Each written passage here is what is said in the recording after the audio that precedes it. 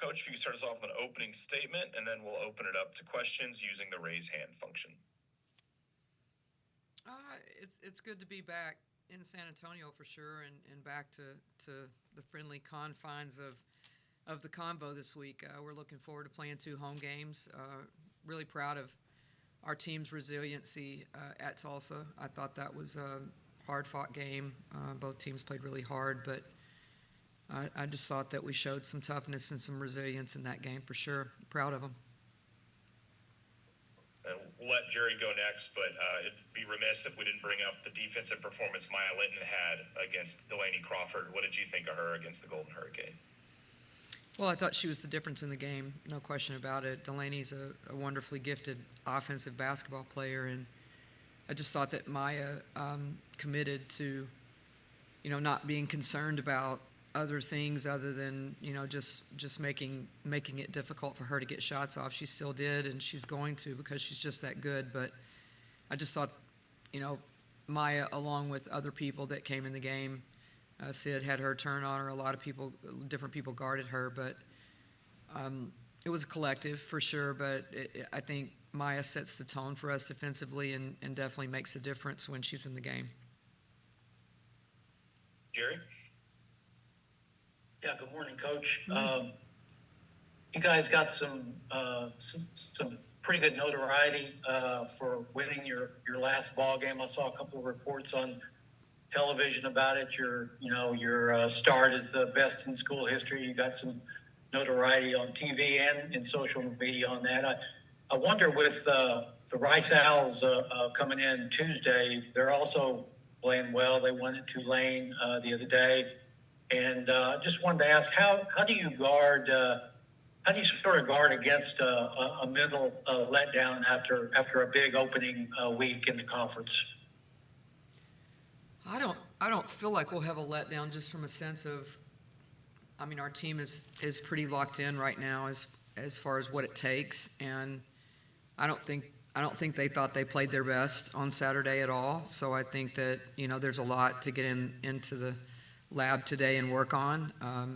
We haven't had a ton of practice days because we've played so many games and so many prep days and days when you can't practice the high-minute players. So I think today is a good day to sort of reset and work on some things for us, work on us, work on the things that we need to do to be a better basketball team. And I feel like they'll have that type of mindset today for sure. Sean? A couple questions on Maya, Coach. You've had players that have sort of filled that role on teams you've had in the past. How important is it, if you're going to have a successful team, to have that player who sort of accepts that defensive challenge and isn't worried about the scoring and all those other things? Yeah, I think it's hard to find nowadays because everybody looks at social media and who got the cash-in chain and who scored the most points. But I don't think that you can have a successful team for the long haul and have a chance to do special things if you don't have one or two players that are really super selfless in a sense of, if I have to give up my focus offensively to focus on a defensive game plan, if, embrace themselves as a defensive stopper, I think it's really difficult to win in the long haul if you don't have a couple of players. And I can think of championship teams I've been on and been a part of, and every one of them had someone that was like, give me whoever they got. It could be 1 through 5, and they were willing to take that challenge. And I think Maya has taken that. I think she's embraced it, but I also think for us to keep doing what we're doing right now, we have to find at least one more that's willing to do that also on nights that she doesn't have it, or nights that someone gets in foul trouble, or nights like I really thought Saturday was a good example of that. We really limped across the finish line Saturday, I thought, just from fatigue, and one of our Sid's a little bit under the weather. So I think we really need to try to find one or two more that can help us take that responsibility. And how did you identify Maya initially when you were recruiting her, and what did you like about her at that time where you thought she could make an impact on your team? Yeah, I think it's funny that you say that because I wanted to say how much I appreciate these spotlight articles that you're doing on our players. They really give a lot of insight into their personal lives and what makes them tick and why they chose UTSA. And I think those are wonderful pieces that I hope the public is reading. And Idara was a thought process behind that too. Like I look for players that have a high motor, not necessarily, maybe not the most skilled players in the world. I think we have great coaches that will get in the gym and are more than willing to get in the gym with players and help them improve in the areas they need to. But you can't teach motor, you can't teach competitive spirit, and you can't teach a winning attitude. Which Maya played at Duncanville. She got a real taste of expectations to win when she was there, and she has the tools. She's been a bit hard on herself throughout her career, and maybe expected things that weren't necessarily there right away. But I think she's finally understands, number one, the amount of time you have to spend in the gym to be a good player at this level, and she's really putting a lot of time in. But I think also embracing what her special gifts are. Aramis? Coach, good morning. How has the team's mentality changed from last season to this season? I don't really think our mentality has changed a lot. I think our maturity has changed. It's an evolution, I think, for players, which is, what I've really enjoyed the most about this group is having 4 players that have been here with me the whole time, just about, and now they're juniors, and now they really understand the process of everything. And I think it develops maturity when you have players that stick around and they understand what you want of them. They don't take things personal because they probably at this point have a really good relationship with you if they stuck around, and they understand what we're trying to get accomplished. So I think that it's not necessarily that we have a different mindset. I think we wanted to win last year really bad, and I thought we overachieved really. But this team is just a little bit more mature. We've added a mature point guard, and then the growth of the other players. I go into practice most days, and there's not a lot of, I don't want to say immaturity, maybe that's the wrong word. There's just not a lot of playing around. I think the young players, they're trying to follow suit the best that they know how as freshmen. And there's just a seriousness about the way we handle our business in practice. Most days. They're still kids. Jerry?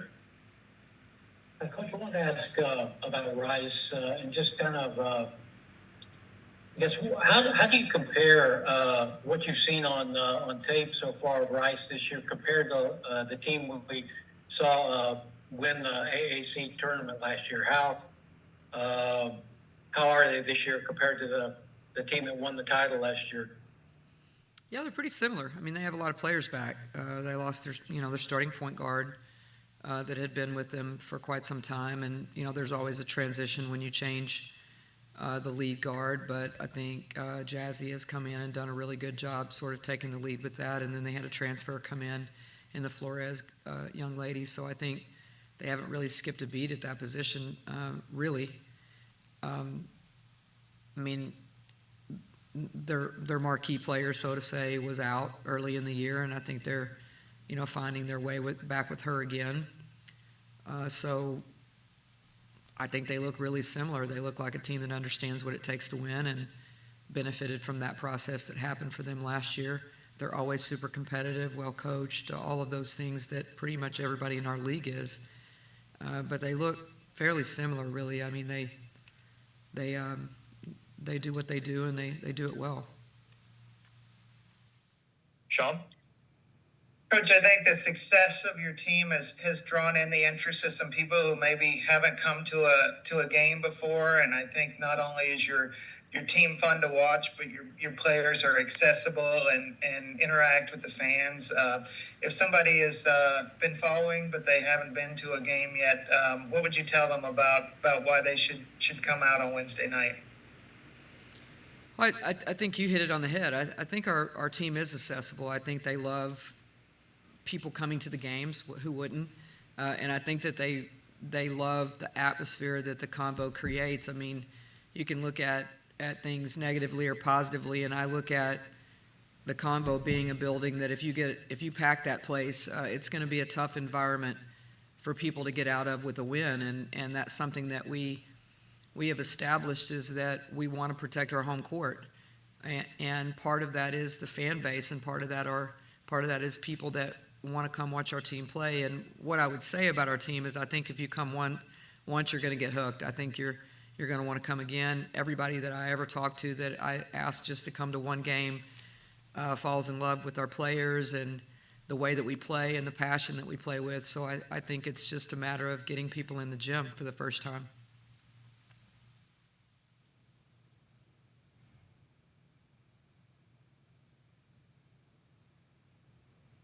Jerry? Karen, I just wanted to ask a little bit about, I guess you touched on it briefly in my earlier question about Malia Fisher, their 6'2" forward that I guess has just played the last 6 games. But she had 21 on Tulane the other day, and just wanted to ask about defending her. And I guess the question is, are we going to see Jordan on Malia Fisher and the other way? I mean, are we going to get to see that matchup, or how will that play out, do you think? I mean, I can't answer what they're going to do, and I think for us, you don't really guard somebody like Malia Fisher with one person, for sure.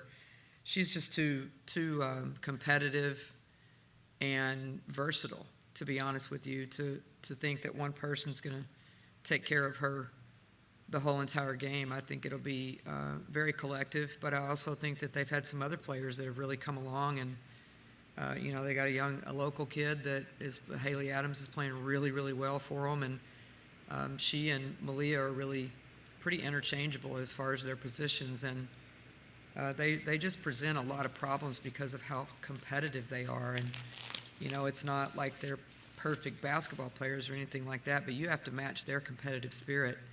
And that's really more of my concern, is kind of what you asked to begin with. Like, are we going to show up on Wednesday and be as competitive as we can be? Because if we're not, it'll be a tough game for us.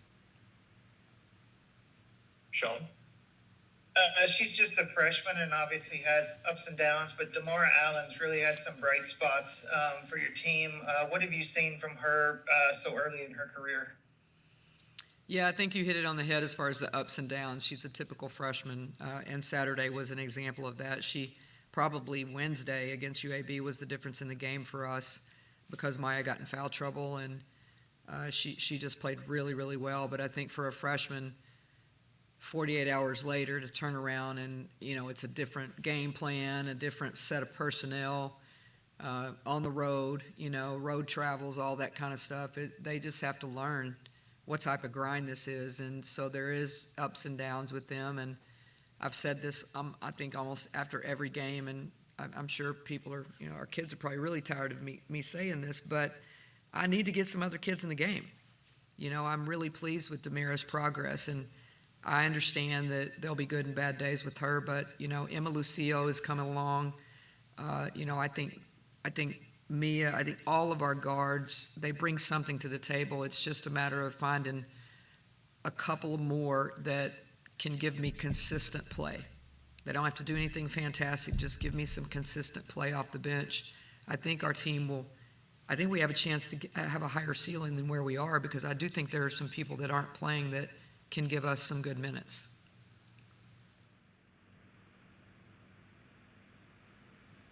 All right, that'll wrap things up. The Road Runners